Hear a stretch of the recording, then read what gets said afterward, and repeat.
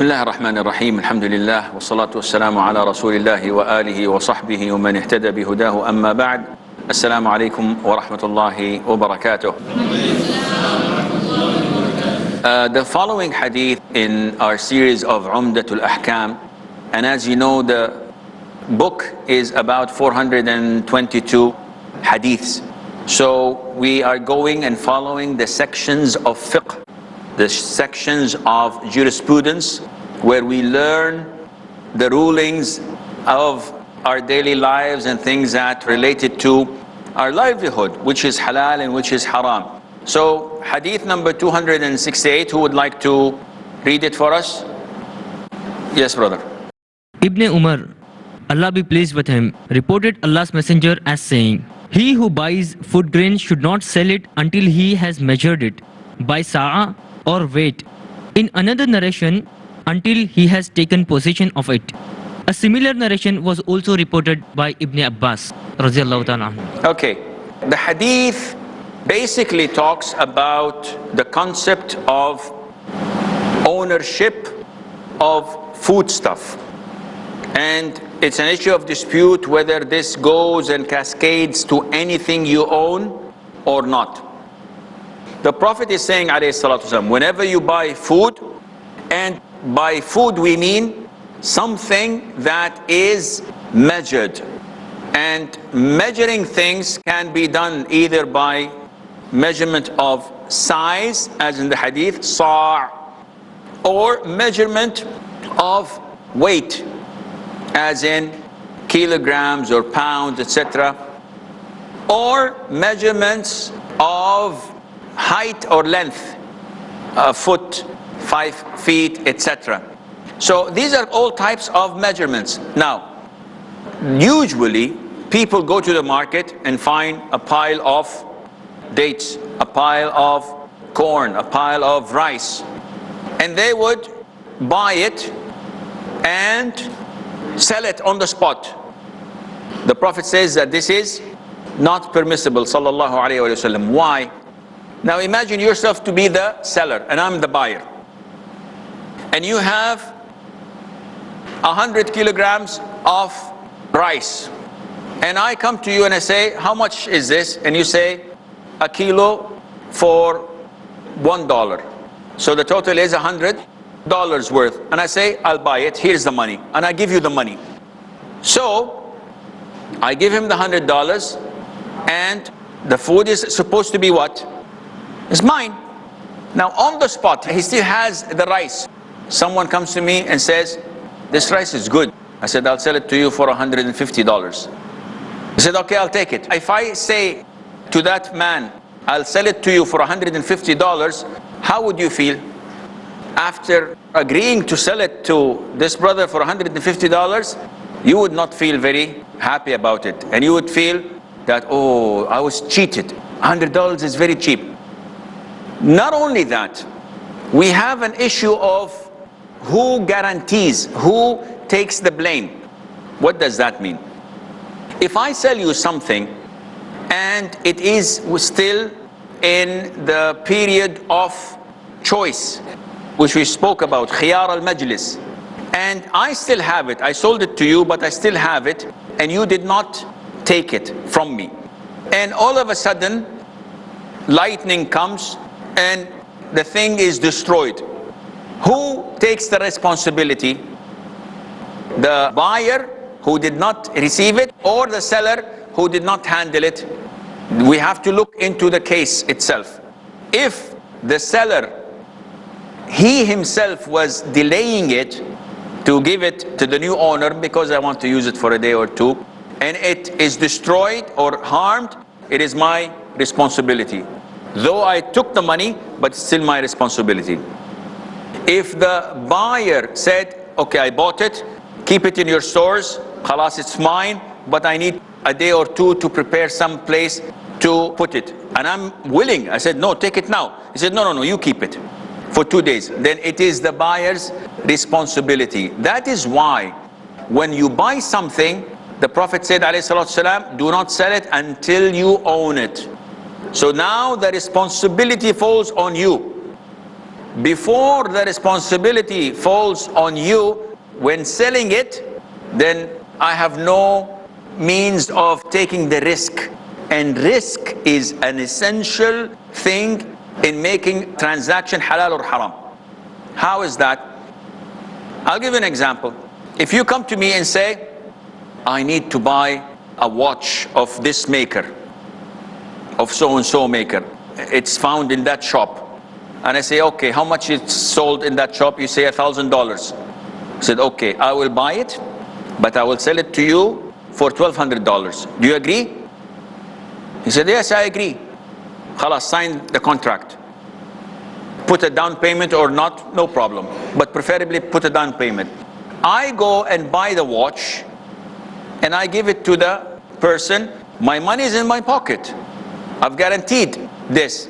Now, if anything happens to the watch in the process, I don't lose anything because he had already bought it before I delivered it. And this is haram. When does it become halal? When he says, I'd like to buy the watch, I tell him, I'll sell it to you, but come tomorrow. And I go and buy the watch and bring it here. I paid for it cash. He comes tomorrow and I say, this is the watch. I'll sell it for you for $1,200. He said, I changed my mind. I said, how do you change your mind? I paid $1,000 for it. He said, I changed my mind. No obligation. And he leaves. Who's stuck? I'm stuck. Now I try to sell it $1,000, nobody's buying it. $990, $950, $900, he will buy it. I lost $100. So there is the risk. This is when transaction becomes halal. Because there is a risk. I am guaranteeing the money. If anything happens to it, the product is mine. Unlike riba, when you buy and sell money, there is no loss on you. There is no risk on you. And we will come to discuss this later on, inshallah. Now, is it permissible to sell a pile of rice without measuring it? The Prophet says no, alayhi salam. You have to also measure it. You have to apply your own means of measurement, whether kilogram or size, so that you do not buy just a pile. You buy something that is specific, that is quantified. Because sometimes you see a pile and you think that it's about 100 kg. And you buy it, and when you go home it's 40 kg. What is this? You have to quantify it, you have to measure it as mentioned in previous hadith. Now, again, the hadith is talking about foodstuff, about grain usually, about wheat. But does it cascade on everything, such as animals, such as cars, things that can be transported, or such as properties? Buying a building, buying a villa, buying a flat. Can I sell it before actually possessing it or not? Scholars differ. Some of them say this only applies to removable things, such as food, etc., that I can remove from one place to the other. And the most authentic opinion is that no, it applies in everything you buy. So I'm talking to you, Akhi, how much you want in your flat? You say 200,000. Said, khalas, I buy it. And you say, I sell it. The transaction is made. Shake hands, khalas, intaha, over.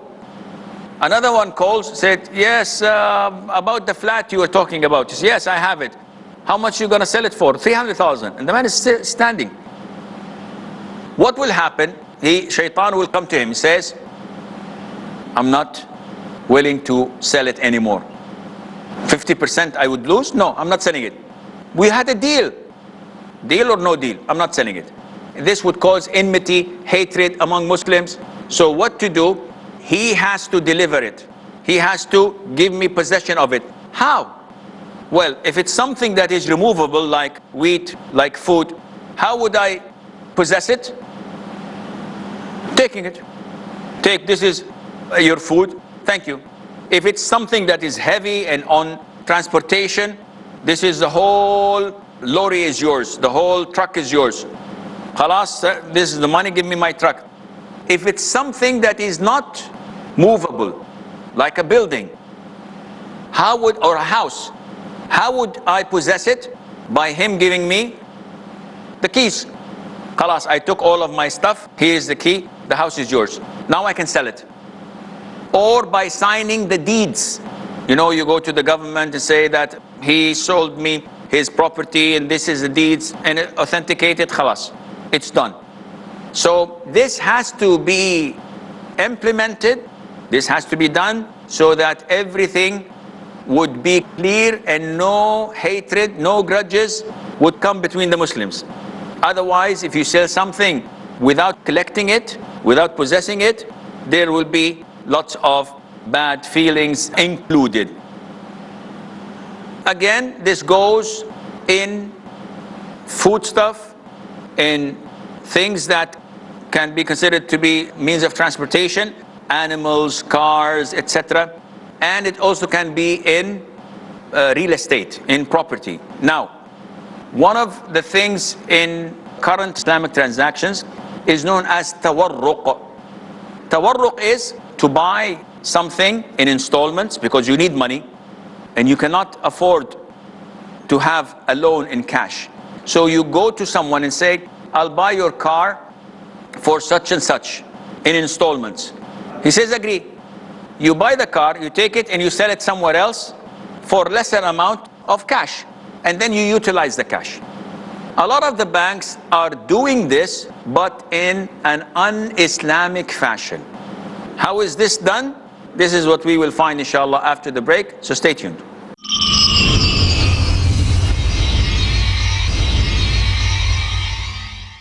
Assalamu alaikum and welcome back. Now, tawarruq, the most authentic opinion is that it's permissible. You need money, no one is lending you, so you buy a property or you buy something in installments for a higher price and then you take it and sell it somewhere else. What the banks are doing, the so-called Islamic banks, they're doing this, which is fine. The problem is that when you go and you tell them, listen, I'd like to buy something from you. What do you have? They say, we have wood, or we have air conditioning. We have a number of units of air conditioners, and we will sell you. The street value is 1,000. We will charge you 10% over that. How many do you have? We have up to 1,000.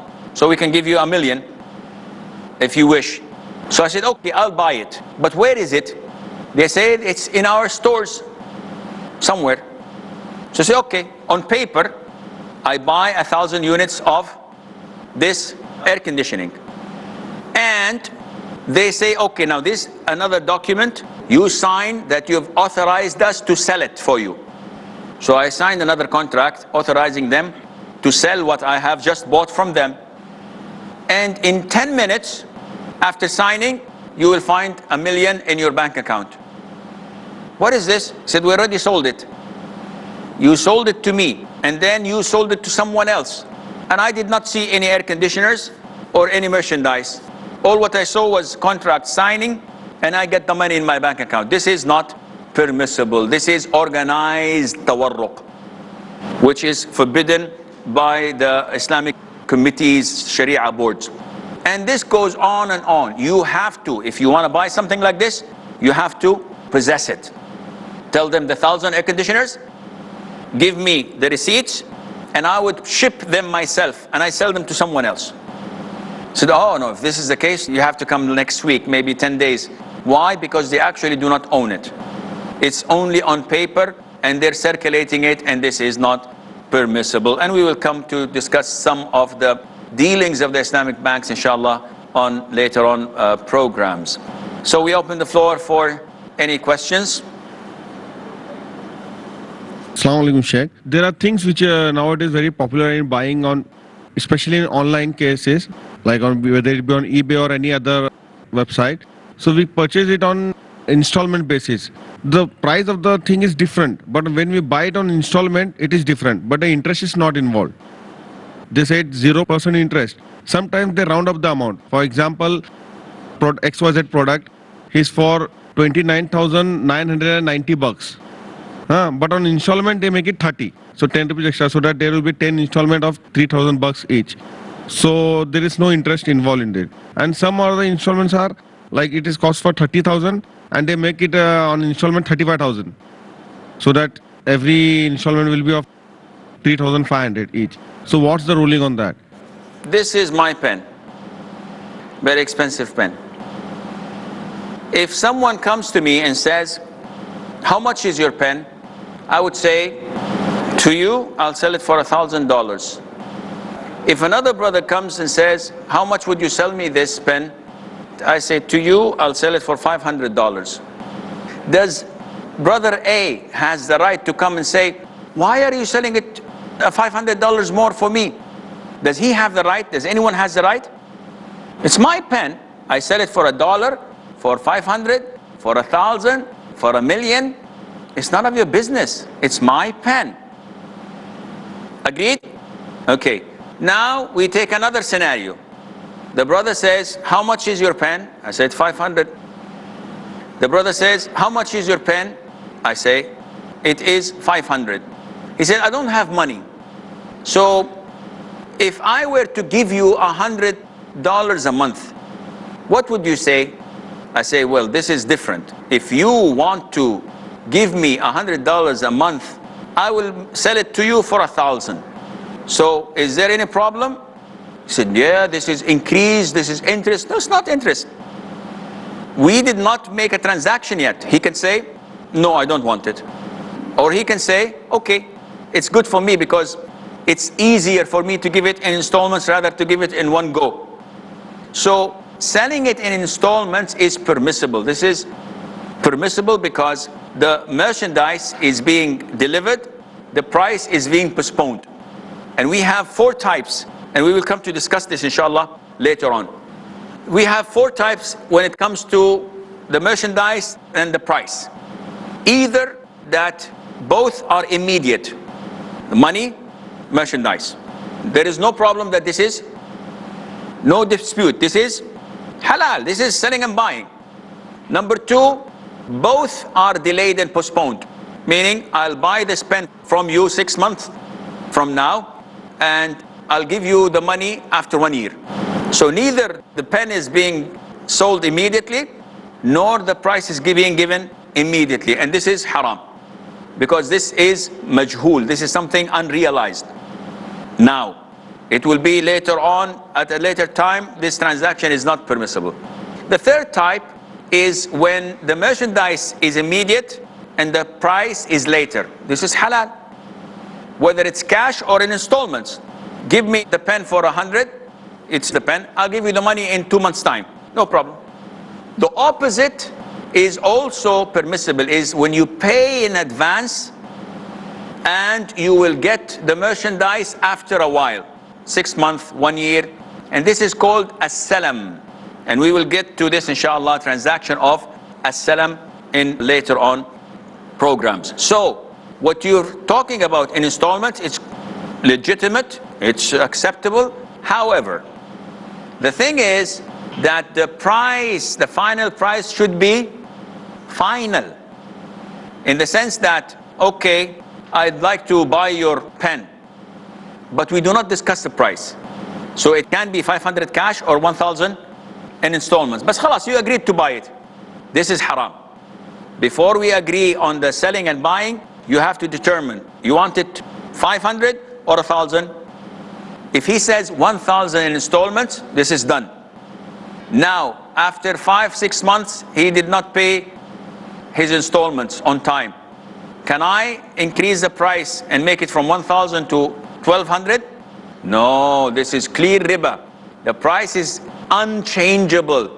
$1,000 installments, whether you do it in a year or 5 years or 10 years, it has to be 1,000, no increase, because then the increase would be on the debt, and this is riba. So I hope it's clear, Isham. Yes, Akhi. If I have heap of rice and someone buys it for $100 from me, and he gives me the money and he starts to sell on the spot, and a third man comes and he buys it for $150, can I cancel the deal? No, you cannot cancel, because the deal with the first one has been done. But we have not parted. You know he gave you the money and you accept it. So the deal is done. Now you did not deliver the rice yet. It's still there. Him selling it is forbidden for him as sinful. But you don't have the right to go back on your transaction. And this happens a lot in real estate. When you get someone who has a real estate office and he sells and buys lands. So he's got a plot, someone comes and says, khalas, I'll buy this for 1 million rupees, for example. And you say, okay, agreement. Tomorrow, inshallah, we will go to the governor's office and transfer the deeds in your name. 2 hours later, someone calls, said, how much are you selling this plot for? And I say, how much you're offering? He said, I'm offering 2 millions. 2 millions, double the price. So you call your friend and say, listen, as for the agreement, I cancelled it. This is sinful. And this is stealing because the transaction is his, khalas. The money is 100%, or the plot is 100% his, even if he did not give you the money. The minute a Muslim says to the other, I give you my property in this, and he says, I accept, the deal is over as long as they have separated. You can only change your mind if you are still with the brother in the same room, not separated. The brother with the red shirt.